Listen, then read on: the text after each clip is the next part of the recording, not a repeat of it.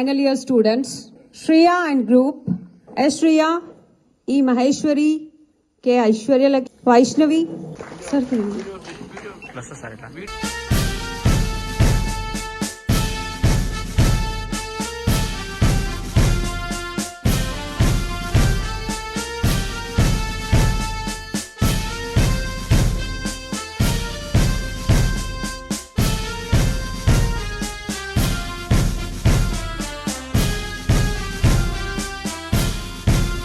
in the same fashion, basically what Constitution is, it declares some rights and duties and the procedures to be operated, to be followed, to reach to a final destination. As per the rights given by Constitution of India as like right to equality, right to freedom, right to speak against exploitation, right to freedom of religion, cultural and educational right, right to education, right to constitutional remedies. The last one, whenever there is a NCC cadets మీ అందరు కూడాను నేటి గణతంత్ర దినోత్సవ శుభ సందర్భమైన శుభాకాంక్షలు.